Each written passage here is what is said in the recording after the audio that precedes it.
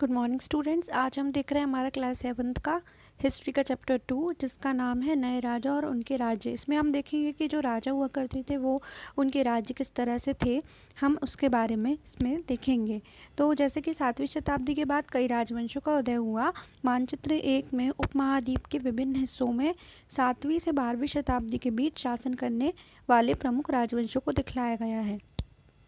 यह है 7वीं शताब्दी का मानचित्र, जिसमें इस समय के राज्यों को बताया गया है। परमार, चंदेल, गुर्जर प्रतिहार, प्रयाग, बनारस, इंद्रप्रस्थ, चाहमान, मुल्तान के अरब, तिब्बत, नेपाल, राष्ट्रकूट, मालखेड़, कलिंग।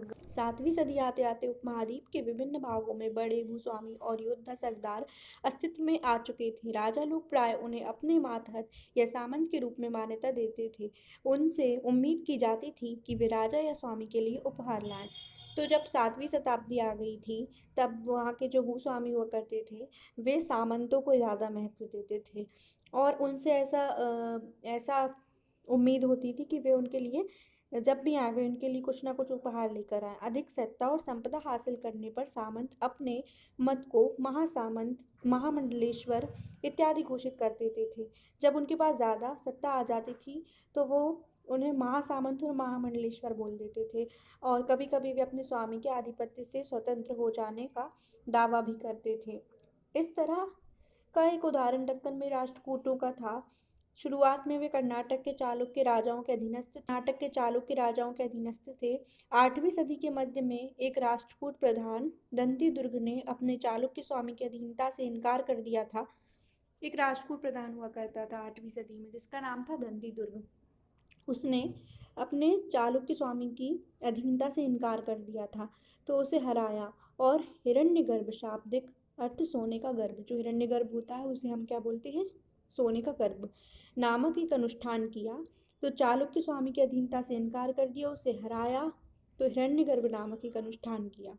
जब यह अनुष्ठान ब्राह्मणों की सहायता से संपन्न किया जाता था, तो यह माना जाता था कि इससे याजक जन्मना क्षत्रिय ना होते हुए भी क्षत्रिय के रूप में दोबारा क्षत्रियत्व प्राप्त कर लेगा।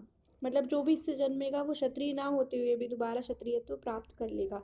और कुछ अन्य उदाहरणों में उद्यमी परिवारों के पुरुषों ने अपनी राजशाही कायम करने के लिए सैन्य कौशल का इस्तेमाल किया। मिसाल के तौर पर कदम्ब, मयूर शर्मन और गुर्जर प्रतिहार हरिचंद्र ब्राह्मण थे। उद्यमी परिवारों के जो पुरुष थे अपनी राजशाही कायम करने के लिए उन्होंने सैन्य कौशल का इस्तेमाल किया। सैन्य कौशल मतलब जो उनके पास सेना हुआ करती थी। और मिसाल के तौर पर उनके पास कदम्ब, मयूर शर्मन और गुर्जर प्रतिहार हरिचंद्र ब्राह्मण थे, जिन्होंने अपने परंपरागत पेशे को छोड़कर शस्त्र को अपना लिया था। वो ब्राह्मण थे लेकिन उन्होंने शस्त्र को अपना लिया था और क्रमशः कर्नाटक और राजस्थान में अपने राज्य सफलतापूर्वक स्थापित। चित्र 1 एलोरा की गुफा 15 का भित्ति चित्र है, जिसमें विष्णु को नरसिंह अर्थात पुरुष सिंह के रूप में दिखलाया गया है। ये राष्ट्रकूट काल की कृति है। तो ये जो हम चित्र देख रहे हैं ये राष्ट्रकूट काल की कृति है और ये नरसिंह का पुरुष अवतार में दिखाया गया है। कुछ अन्य उदाहरणों में उद्यमी परिवारों के पुरुषों ने अपनी राजशाही कायम करने के लिए सैन्य कौशल का इस्तेमाल किया। जो उद्यमी परिवारों के कुछ पुरुष हुआ करते थे, उद्यमी मतलब जो कुछ उद्योग करते थे, तो उन्होंने सैन्य कौशल का इस्तेमाल किया। मिसाल के तौर पर कदम्ब, मयूर शर्मा ब्राह्मण थे, जिन्होंने अपने परंपरागत पेशे को छोड़कर शस्त्र को अपना लिया और क्रमशः कर्नाटक और राजस्थान में अपने राज्य सफलतापूर्वक स्थापित किए। राज्यों में प्रशासन। इन नए राजाओं में से कईयों ने महाराजाधिराज, त्रिभुवन चक्रवर्तिन और इसी तरह की अन्य भारी भरकम उपाधियां धारण की, लेकिन इस तरह के दावों के बावजूद वे अपने सामंतों और साथ ही साथ किसान, व्यापारी तथा ब्राह्मणों के संगठनों के साथ अपनी सत्ता की साझेदारी करते थे। तो जो नए राजा हुआ करते थे, जो राजाओं के राजा और तीनों भुवनों के स्वामी हुआ करते थे, जिन्होंने तीनों भुवनों पर अधिकार कर लिया था और बहुत बड़ी बड़ी उपाधियां उन्हें मिल गई थी, लेकिन इस तरह के दावों के बावजूद वे अपने सामंतों के और साथ ही साथ किसान, व्यापारी तथा ब्राह्मणों के संगठनों के साथ अपनी सत्ता की साझेदारी करते थे। भले ही वे इतने बड़े राजा थे लेकिन उन्हें सबके साथ साझेदारी करनी पड़ती थी। इन सभी राज्यों में उत्पादकों अर्थात किसानों, पशुपालकों, कारीगरों से संसाधन इकट्ठे किए जाते थे। इनको अक्सर अपने उत्पादों का एक हिस्सा त्यागने के लिए मनाया या बाध्य किया जाता था। तो जो किसान हुआ करते थे उन्हें उत्पादक कहेंगे, क्यों? क्योंकि किसान जो अन्न का उत्पादन करते हैं, पशुपालक जो होते हैं वे पशुओं का ख्याल रखते हैं, फिर कारीगर जो होते हैं वे घर का निर्माण करते हैं, तो इन्हें उत्पादक कहा जाता था। तो ये कारीगरों से संसाधन इकट्ठा किए जाते थे और इनको अक्सर अपने उत्पादों का एक हिस्सा त्यागने के लिए मनाया जाता था। कभी कभी इस हिस्से को लगान मानकर वसूला जाता था, क्योंकि प्राप्त करने वाला भूस्वामी होने का दावा करता था। जो भी प्राप्त करता था वह भूस्वामी कहलाता था और इन सभी को उसे भूस्वामी को लगान देना पड़ता था। तो राजस्व व्यापारियों से भी लिया जाता था। अब 400 कर। तमिलनाडु में शासन करने वाले चोल वंश के अभिलेखों में विभिन्न किस्म के करों के लिए 400 से ज़्यादा सूचक शब्द मिलते हैं। सबसे अधिक उल्लेखित कर है वेट्टी, जो नकद के बजाय जबरन श्रम के रूप में लिया जाता था। एक कर हुआ करता था जिसका नाम था वेट्टी कर, जो नगद के बजाय मतलब श्रम करा कर लिया जाता था, यानी जबरन श्रम। और कदमाई यानी कि भू राजस्व थे।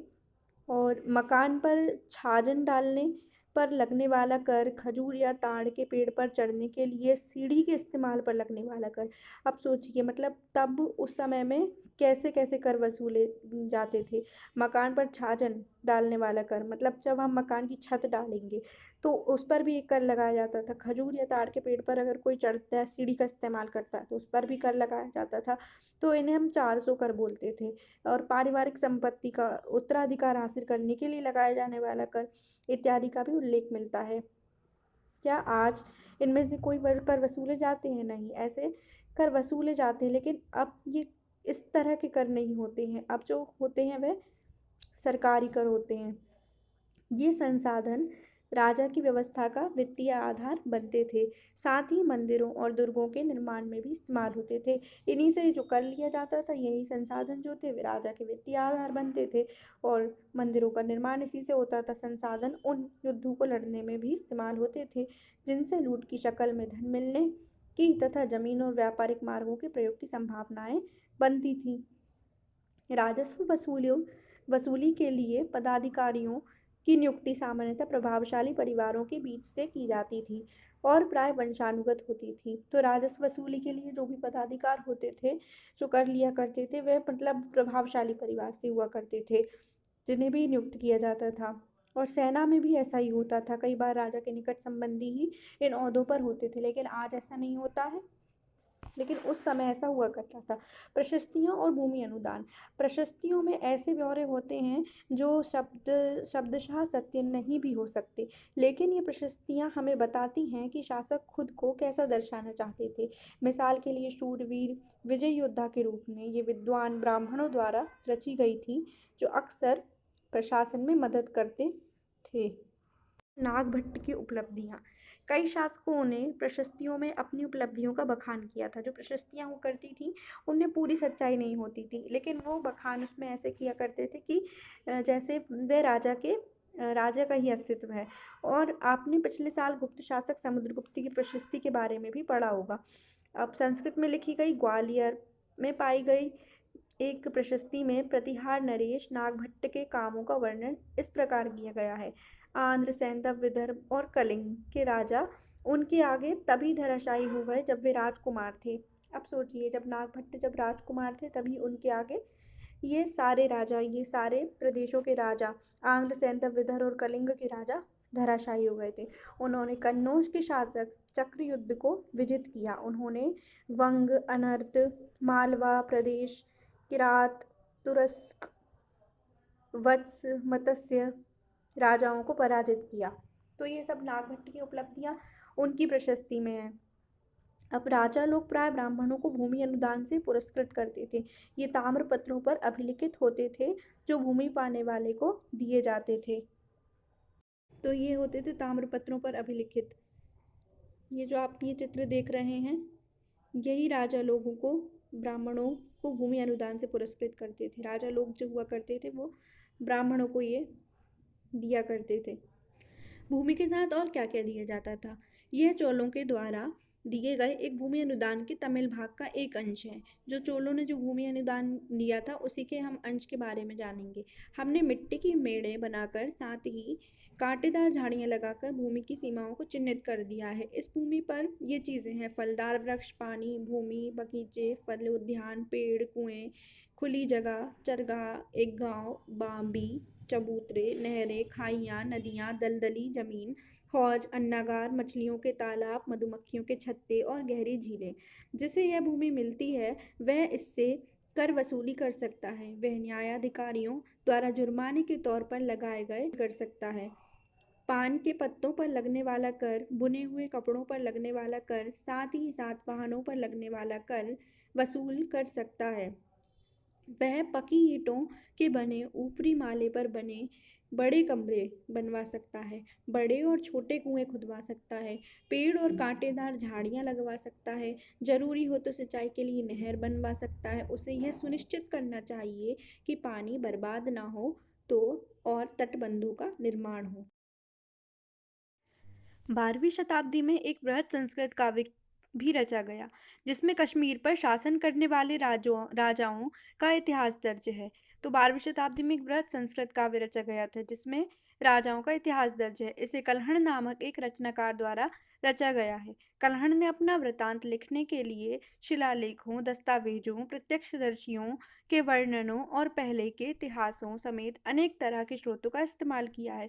जो कल्हण का जो वृतांत है उसमें इसने हर चीज़ का वर्णन किया है। शिलालेख, दस्तावेज, प्रत्यक्षदर्शियों के वर्णनों और पहले के इतिहासों समेत अनेक तरह के स्रोतों का इस्तेमाल किया है। प्रशस्तियों के लेखकों से भिन्न वह अक्सर शासकों और उनकी नीतियों के बारे में आलोचनात्मक रुख दिखलाता है। जो प्रशस्तियों के जो लेखक है उनके बारे में वह आलोचनात्मक रुख दिखलाता है। कौन? कलहण का जो वृतांत है। क्यों? क्योंकि जो प्रशस्तियां थी उसमें बहुत ही बड़ा चढ़ाकर वर्णन होता था, इसलिए 12वीं सदी के लिए यह असाधारण ग्रंथ है। अब हम देखेंगे धन के लिए युद्ध। वह धन के लिए भी युद्ध करते थे। आपने गौर किया होगा कि इनमें से प्रत्येक शासक राजवंश का आधार कोई क्षेत्र विशेष था। वे दूसरे क्षेत्रों पर भी नियंत्रण करने का प्रयास करते थे। एक विशेष रूप से वांछनीय क्षेत्र था गंगा घाटी में कन्नौज नगर। जो कन्नौज था वह उसके लिए युद्ध करते थे धन के लिए। कन्नौज नगर में जो गंगा घाटी में जो कन्नौज नगर था वहां पे धन के लिए युद्ध करते थे। गुर्जर प्रतिहार, राष्ट्रकूट और पाल वंशों के शासक सदियों तक कन्नौज के ऊपर नियंत्रण को लेकर आपस में लड़ते रहे। चूंकि इस लंबी चली लड़ाई में 3 पक्ष थे, इसलिए इतिहासकारों ने प्राय इसकी चर्चा त्रिपक्षीय संघर्ष के रूप में की है। तो जो गंगा घाटी में जो कन्नौज नगर में गुर्जर और राष्ट्रकूट और पालों के बीच में जो युद्ध हुआ था, सदियों तक कन्नौज के ऊपर नियंत्रण करने के लिए उन्होंने युद्ध किया था, तो वो कौन सा युद्ध था? त्रिपक्षीय युद्ध, क्योंकि वह तीन पक्षों में हुआ था। एक गुर्जर प्रतिहार और राष्ट्रकूट और पाल वंशों के बीच में हुआ था। शासकों ने बड़े मंदिरों का निर्माण करवा कर भी अपनी सत्ता और संसाधनों का प्रदर्शन करने का प्रयास किया। इसलिए जब वे एक दूसरे के राज्यों पर आक्रमण करते थे तो मंदिरों को भी अपना निशाना बनाते थे। अब उन्होंने मंदिरों का निर्माण कराया। न मंदिरों का निर्माण उन्होंने इसलिए कराया था ताकि वो अपनी सत्ता और अपनी संसाधनों का प्रदर्शन कर सके कि हमने मंदिर का निर्माण कराया है। और जब आक्रमण करते थे तो वो मंदिरों को भी निशाना बनाते थे, किसके? दूसरे राजाओं के, जो कभी कभी बहुत अधिक संपन्न होते थे। अफगानिस्तान के गजनी का सुल्तान महमूद ऐसे शासकों में से सबसे प्रसिद्ध है। आपने महमूद गजनवी की कहानी शायद सुनी नहीं होगी, तो जो इसमें है वह उसी के बारे में बताया गया है। उसने 997 से 1030 तक शासन किया। महमूद गजनवी जो अफगानिस्तान के गजनी का सुल्तान था, उसने 997 से 1030 तक शासन किया और अपने नियंत्रण का विस्तार मध्य एशिया के भागों, ईरान और उपमहाद्वीप के उत्तर पश्चिमी हिस्से तक किया। वह लगभग हर साल उपमहाद्वीप पर हमला करता था। उसका निशाना था संपन्न मंदिर, जिसमें गुजरात का सोमनाथ मंदिर भी शामिल था। महमूद जो धन उठा ले गया उसका बहुत बड़ा हिस्सा गजनी में एक वैभवशाली राजधानी के निर्माण में खर्च किया। मतलब वह मंदिरों पर ही आक्रमण करता था और उससे जो धन एकत्रित होता था वह उसका उपयोग किस में करता था? खुद के राजधानी के निर्माण के लिए। अब सुल्तान महमूद अपने द्वारा जीते गए लोगों के बारे में भी कई बातें जानना चाहता था और उसने अल बेरूनी नामक एक विद्वान को इस उपमहाद्वीप का लेखा जोखा लिखने का काम सौंपा। अरबी में लिखी गई उसकी कृति किताब अल हिंद आज भी इतिहासकारों के एक महत्वपूर्ण स्रोत है। किताब अल हिंद जो लिखी है अल बेरूनी ने, और उससे लिखवाई थी किसने? महमूद गजनवी ने। अल बेरूनी ने इसे तैयार करने के लिए संस्कृत के विद्वानों से परामर्श किया। युद्ध करने वाले दूसरे राजाओं में चाहमान भी थे, जो बाद में चौहान के रूप में जाने गए। वे दिल्ली और अजमेर के आसपास के क्षेत्र पर शासन करते थे। जो चाहमान थे वो दिल्ली और अजमेर के आसपास के क्षेत्रों पर शासन करते थे। उन्होंने पश्चिम और पूर्व की ओर अपने नियंत्रण क्षेत्र का विस्तार करना चाहा, जहां उन्हें गुजरात के चालुक्यों और पश्चिमी उत्तर प्रदेश के गढ़वालों से टक्कर लेनी पड़ी। तो जो चाहमान थे उन्हें पश्चिमी उत्तर प्रदेश वालों से और गुजरात के चालुक्यों से टक्कर लेनी पड़ी थी।